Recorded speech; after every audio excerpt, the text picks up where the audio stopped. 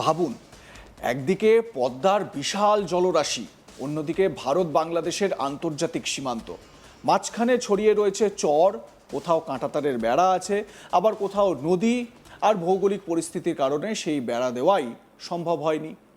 আর ঠিক সেই বিষয়টিকে সামনে রেখে স্বাধীনতা দিবসের আগে সেই জলসীমান্তে হঠাৎ স্পিডবোটের গতি বাড়ল। নদীর বুক চিরে এগিয়ে চলেছে বিএসএফ, সঙ্গে পুলিশ। প্রশ্ন একটাই, কেন এই বাড়তি তৎপরতা? কি এমন আশঙ্কা যার কারণে স্থল সীমান্তের পাশাপাশি পদ্মার জলপথেও নজরদারি আরও করা হলো? আর সবচেয়ে বড় প্রশ্ন, যেখানে কাঁটাতারের বেড়া নেই সেখানে নদী আর চর পেরিয়ে কেউ যাতে দেশের ভিতরে ঢুকে পড়তে না পারে, তার জন্য নিরাপত্তা বাহিনীর আসল কৌশলটাই বা কি? মুর্শিদাবাদের সীমান্ত এলাকা এমনিতেই অত্যন্ত সংবেদনশীল। একদিকে নদী, অন্যদিকে বিস্তীর্ণ চর এলাকা, তার সঙ্গে আন্তর্জাতিক সীমান্তের বাস্তবতা। স্বাধীনতা দিবস সামনে এলে এই দেশের বিভিন্ন প্রান্তে নিরাপত্তা বাড়ানো হয়। গুরুত্বপূর্ণ সরকারি ভবন থেকে শুরু করে রেল স্টেশন, বিমানবন্দর, শহর, বাজার, সব জায়গাতেই নজরদারি বাড়ে। কিন্তু সীমান্ত এলাকায় সেই সতর্কতার মাত্রা আরও বেশি, কারণ নিরাপত্তার দিক থেকে সীমান্তই প্রথম প্রতিরক্ষা রেখা। আর সেই সীমান্ত যদি নদীর বুক দিয়ে চলে যায় তাহলে নজরদারির চ্যালেঞ্জও অনেক বেশি। দেখুন, বিএসএফ এবং পুলিশের যে নজরদারির তৎপরতা স্পিডবোটে করে, সেটা দেখতে পাচ্ছেন এই ছবিতে।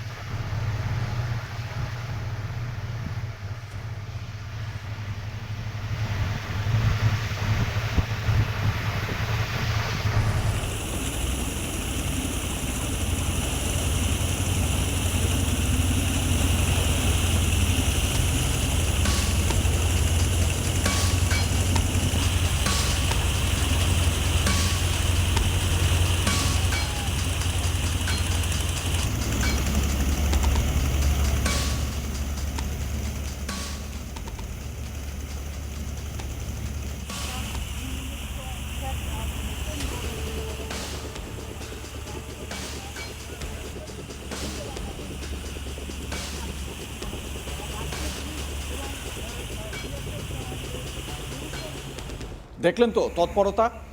রঘুনাথগঞ্জ থানার বয়রাঘাট বিএসএফ ক্যাম্পের ৭১ নম্বর ব্যাটালিয়ন এবং রঘুনাথগঞ্জ থানার পুলিশের যৌথ উদ্যোগে পদ্মার বুকে স্পিডবোটে টহল চলছে। দীর্ঘক্ষণ ধরে নদীর বিভিন্ন অংশে নজরদারি চালানো হয়। উদ্দেশ্য স্পষ্ট, স্বাধীনতা দিবসকে সামনে রেখে সীমান্ত পথে কোনো অনুপ্রবেশের চেষ্টা, সন্দেহজনক গতিবিধি বা নাশকতার সম্ভাবনা থাকলে তা যেন আগেই শনাক্ত করা যায়। কিন্তু এখানেই একটা বিষয় বুঝতে হবে, সীমান্ত পাহারা মানেই শুধু কাঁটাতারের বেড়ার সামনে দাঁড়িয়ে থাকা নয়। সীমান্তের চরিত্র জায়গা ভেদে বদলে যায়। কোথাও পাহাড়, কোথাও জঙ্গল, কোথাও মরুভূমি, আবার মুর্শিদাবাদের এই অংশে নদী হয়ে উঠেছে সীমান্তের অন্যতম গুরুত্বপূর্ণ অংশ। ফলে নিরাপত্তার কৌশলও নদীকেন্দ্রিক হতে বাধ্য। স্থলপথে যে ধরনের নজরদারি করা যায়, জলপথে ঠিক একইভাবে তা করা সম্ভব নয়। তাই স্পিডবোট, নদীপথে নিয়মিত টহল, স্থানীয় পুলিশের সঙ্গে সমন্বয়, সব কিছুকেই একসঙ্গে কাজে লাগাতে হয়। আর এখানেই আসছে একটি অভিযানের সবচেয়ে গুরুত্বপূর্ণ দিক, যৌথ টহল। বিএসএফ সীমান্ত রক্ষার দায়িত্বে, আর স্থানীয় পুলিশ আইন শৃঙ্খলা ও অভ্যন্তরীণ নিরাপত্তার গুরুত্বপূর্ণ অংশ। দুই বাহিনী যখন একসঙ্গে নদীতে টহল চালায়, তখন সীমান্তের নিরাপত্তা এবং স্থানীয় প্রশাসনিক নজরদারি দুই স্তরই একসঙ্গে সক্রিয় থাকে। বিশেষ করে নদী বা চর এলাকায় কোনো সন্দেহজনক গতিবিধি দেখা গেলে দ্রুত তথ্য আদান প্রদান এবং প্রয়োজনীয় ব্যবস্থা নেওয়ার ক্ষেত্রে এই সমন্বয় গুরুত্বপূর্ণ হয়ে উঠতে পারে। কিন্তু পদ্মার মতো নদী নদীতে নজরদারি করা এতটা সহজ নয়। বর্ষার সময় নদীর চরিত্রই বদলে যায়, জলের পরিমাণ বাড়ে, স্রোত তীব্র হয়, কোথাও নতুন চর তৈরি হয়, আবার কোথাও আগের জমি নদীর জলে চলে যায়। ফলে যে জায়গাটি কয়েক মাস আগে স্থলভাগ ছিল, বর্ষায় সেটি হয়ে যেতে পারে জলপথ। আর যে পথ দিয়ে গত বছর নৌকা চলেছে, এই বছর সেখানে স্রোত বা পলি জমার কারণে পরিস্থিতি অন্যরকম হতে পারে। এই ভৌগোলিক পরিবর্তনই সীমান্তরক্ষীদের কাছে বড় চ্যালেঞ্জ, কারণ সীমান্তের নিরাপত্তা মানে শুধু নির্দিষ্ট একটি লাইনে নজর রাখা নয়। নদী যদি গতিপথ বদলায়, চর যদি বদলে যায়, তাহলে নজরদারির পরিকল্পনাতেও পরিবর্তন আনতে হয়। এই পরিস্থিতিতে স্পিড বোটের সুবিধা হলো তুলনামূলক দ্রুত নদীর বিস্তীর্ণ অংশ ঘুরে দেখা।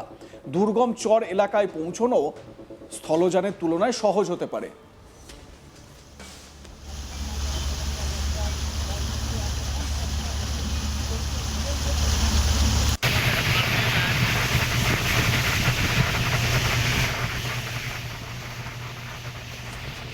আমার সহকর্মী সব্যসাচী ব্যানার্জি এ বিষয়ে তার প্রতিবেদনে কি বলছেন, শুনুন।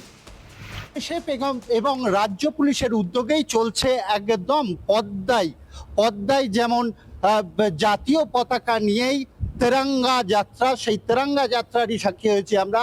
আজ তাক বাংলা তেরঙ্গা যাত্রায় কিন্তু একদম পদ্মা বুকেই চলছে বিএসএফ এবং পুলিশের তেরঙ্গা যাত্রা। পাশাপাশি এই এলাকায় হচ্ছে চর পিরোজপুর এবং বাজিতপুর, যেটি পুরোপুরি উন্মুক্ত বর্ডার, ওপেন বর্ডার। এখানে জমি অধিগ্রহণের কাজ সম্পন্ন হলেও এখনো পর্যন্ত ফেন্সিং, বর্ষার কারণে ফেন্সিং হয়ে ওঠেনি, কাঁটা তারের বেড়া দেওয়া হয়ে ওঠেনি।